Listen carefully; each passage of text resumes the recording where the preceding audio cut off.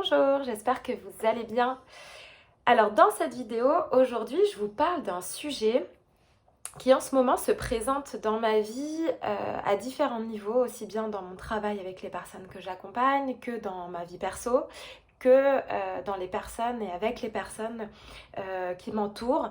Donc j'avais vraiment envie de vous partager quelques expériences et quelques clés autour du sujet des héritages familiaux. Alors, familiaux, aussi les héritages issus des expériences, de l'environnement dans lequel on a vécu, etc. Il n'y a pas que la famille, bien sûr, mais globalement, bon, déjà, il y a beaucoup d'éléments familiaux, mais voilà, adresser ce sujet de tout ce qu'on a vécu et le moule dans lequel on a vécu, l'environnement dans lequel on a vécu jusqu'à présent, et comment il nous impacte aujourd'hui, comment il a façonné qui on est, comment il impacte qui on a envie de devenir, et est-ce que c'est toujours quelque chose à notre service ou pas forcément. Et dans ce cas-là, comment éventuellement s'en éloigner, s'en détacher pour plus être quelque part le pantin de cet héritage-là qui n'est plus actualisé, qui n'a plus lieu d'être pour nous aujourd'hui et qui peut parfois même nous présenter, nous poser des difficultés. Donc, il y a évidemment, pour pouvoir analyser ou aller dans ce sujet des héritages familiaux, moi, c'est une question qui revient tout le temps, enfin depuis longtemps, c'est une recherche pour moi absolue de me dire qu'est-ce que j'ai vécu qui m'impacte aujourd'hui et qui m'impactera demain. Et c'est vrai que quand on va en thérapie, on peut avoir, en tout cas moi je peux expérimenter cet effet un peu page blanche où je me dis mais par quel sujet, par quel bout prendre le sujet? Est-ce qu'il faut que je fasse l'état des lieux enfin le portrait robot de mon père, le portrait robot de ma mère, l'état des lieux de toutes mes expériences et du coup essayer d'analyser chaque élément pour savoir qu'est-ce qui a pu avoir un impact sur moi, etc. etc. Ça c'est une approche. Mais il y a une autre approche que je connais et que j'ai eu du mal à intégrer parce qu'il y a une différence entre la connaissance mentale, voilà, avoir conscience des choses et les connaître, et puis l'intégration, le fait d'avoir intégré les choses. Et donc ça, c'est typiquement un truc que je connaissais, que je savais, et que j'ai l'impression d'avoir intégré en tout cas un autre niveau depuis pas longtemps.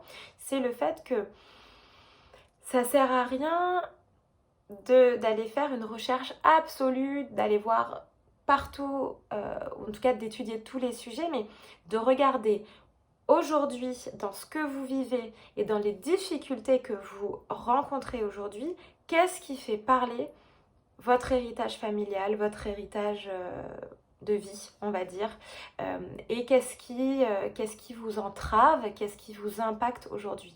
Et à travers les difficultés que vous vivez aujourd'hui, mais c'est ça en fait qui va faire parler cet héritage, et c'est grâce à cette matière-là, parce qu'en plus c'est vivant, que vous allez pouvoir vous questionner et peut-être vous affranchir des choses qui sont plus pertinentes pour vous d'avoir dans votre vie. Donc évidemment je ne veux pas dire qu'il ne faut pas aller en thérapie, d'ailleurs c'est des choses qui s'adressent en thérapie, hein, mais moi j'ai une approche coaching et assez pragmatique. D'ailleurs je me forme aussi à la Gestalt qui est une forme de thérapie mais qui permet d'adresser et de vivre l'ici et maintenant de bonne façon, avec le meilleur bien-être possible, en prenant en compte évidemment le passé, les expériences, etc., mais sans s'y attarder et y aller forcément dans le détail du détail du détail du détail. L'enjeu c'est de savoir comment je vis bien aujourd'hui et comment je vais vers ce qui est bon pour moi et ce dont j'ai envie. Donc ça c'est la Gestalt, et en plus c'est mon approche aussi en coaching. Bref, parenthèse refermée. Donc comment faire aujourd'hui pour se baser sur cette expérience-là et en tirer les fils pour peut-être actualiser votre rapport à votre héritage passé. Donc d'abord, vous pouvez regarder dans votre vie aujourd'hui quels sont les endroits dans lesquels vous expérimentez des difficultés, des blocages, dans lesquels c'est pas fluide, avec le plus d'honnêteté possible. N'hésitez pas d'ailleurs à écrire, parce que quand je parle d'honnêteté, c'est pas forcément une honnêteté qui est comment dire, être honnête envers soi. Parfois on a super envie de le faire, mais des fois notre cerveau nous joue plein de tours, il nous raconte plein d'histoires et nous permet pas toujours de voir notre réalité en face. Donc pourquoi écrire? En fait les neurosciences ont démontré que le cerveau processent mieux et intègrent mieux l'information à partir du moment où il y a un acte d'écriture. Donc ça peut être un exemple, enfin une idée. Et puis l'auto-writing, ça s'appelle, donc l'écriture automatique, c'est-à-dire pas savoir de quoi vous allez parler, mais arriver, poser le stylo sur la feuille et puis laisser la main écrire et voir ce qui sort en fait de l'écriture. Ça paraît un peu bizarre, mais je vous assure que quand on pose son crayon sur le papier, il y a des choses qui sortent. D'ailleurs, c'est un exercice que vous pourriez faire au quotidien, en tout cas que pas mal de personnes font et qui est assez puissant. Bref, donc regardez dans votre vie aujourd'hui vos zones de difficulté et éventuellement écrivez-les. Ensuite, vous allez pouvoir vous dire, mais par rapport à ce que j'expérimente aujourd'hui et les difficultés que je peux formuler, j'ai du mal à, ou je rencontre telle difficulté, etc. Allez regarder dans votre passé. Allez regarder les événements que vous avez vécus, les gens qui vous ont éduqué, comment c'était, quels étaient les principes forts et les comportements sous-jacents qu'il y avait autour de ces principes-là. Par exemple, moi dans ma famille, il y avait un truc autour de il ne faut pas déranger, il ne faut pas prendre trop de place et donc il y a des choses qu'on n'exprime pas ou qui sont mal vues d'exprimer. Donc ça, c'est un exemple de principe et de comportement sous-jacent. Quel est l'environnement culturel dans lequel vous avez grandi? Est-ce que c'était un environnement particulier avec des faits saillants? Quelle est la place aussi parfois de la religion et de ses principes dans votre éducation et dans la façon dont vous vous êtes construite. Donc regardez voilà, tout ce que vous croyez, tout ce que vous faites et ce que vous vous dites au regard du passé. Et est-ce qu'il y a des liens que vous pouvez faire avec ce que vous vivez aujourd'hui? Ok? Et quels liens vous pouvez observer? Par exemple, si je reprends cet exemple de pas vouloir prendre trop de place, pas déranger, est-ce qu'il y a des endroits dans ma vie où je me censure, où je communique pas, où il y a des endroits où je rayonne pas suffisamment parce que j'ai intégré qu'il fallait pas prendre de la place. Donc il ne fallait pas s'exprimer sur tel ou tel point. Et le lien n'est pas toujours aussi évident. Ça peut être sur des choses vraiment triviales. Ah, j'ose pas dire à mon mec de ranger ses chaussettes. J'en sais rien. C'est un exemple un peu trivial, mais voilà. Peut-être que ça peut être des choses aussi simples, mais qui peuvent être un indicateur, un témoin de quelque chose que vous avez intégré. Et ensuite, demandez-vous, est-ce que vous êtes d'accord avec ça? C'est-à-dire, est-ce que vous avez envie de garder ça et de le faire vôtre? Est-ce que vous avez envie que ça vous appartienne aussi?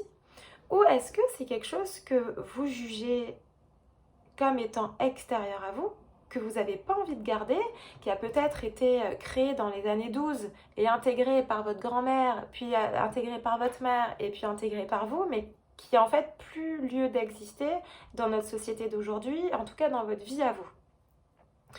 Et si c'est votre cas, si c'est le cas, déjà le fait de mettre de la conscience là-dessus, c'est énorme. C'est la moitié, je sais pas, alors je sais plus les données, mais c'est vraiment une grande partie du travail fait.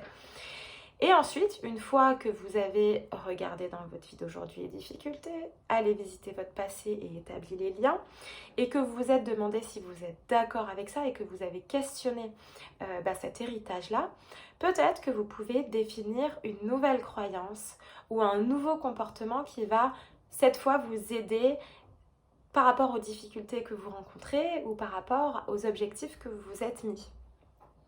Par exemple, à nouveau, cette idée de prendre sa place, en fait, moi, la croyance que j'ai développée, c'est que, et ça date pas d'aujourd'hui, c'est quelque chose qui s'est construit, mais c'est que, en fait, je mérite d'avoir ma place, que c'est la responsabilité de l'autre de me dire si jamais je prends trop de place et que c'est le type de relation que j'ai envie d'avoir, qu'il n'y ait pas de non-dit et qu'on puisse se dire les choses en transparence, en osant être pleinement soi-même avec la possibilité d'un dialogue ouvert et que, éventuellement, il y a un recadrage qui soit opéré si besoin. Mais en tout cas, dans cette liberté, cette authenticité et cette ouverture que moi, j'ai envie de faire vivre dans mes relations.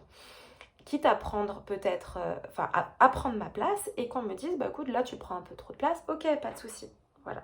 C'est comme ça, moi, que j'ai envie de vivre et c'est la nouvelle croyance et les nouveaux comportements que j'ai définis pour ma vie et dont j'ai conscience par ailleurs, mais voilà, c'est pas un truc que moi j'ai envie d'intégrer et de garder pour moi. Et évidemment, ça peut continuer à m'impacter sur le fait de est-ce que j'ose vraiment prendre toute ma place dans toutes les sphères de ma vie. Le travail n'est pas forcément terminé, mais en tout cas, c'est un work in process. Voilà, j'espère que ça vous a fait réfléchir, que ça vous a peut-être allumé certaines lumières dans certaines pièces et peut-être que ça pourra faire son chemin. De toute façon, avec la répétition, vous voyez, il y a ce niveau de connaissance et puis à un moment, peut-être que ça va s'intégrer à un autre niveau dans votre vie et que ça va vous aider à aller vers ce qui est bon, enviable pour vous. Je vous souhaite une belle journée et à bientôt!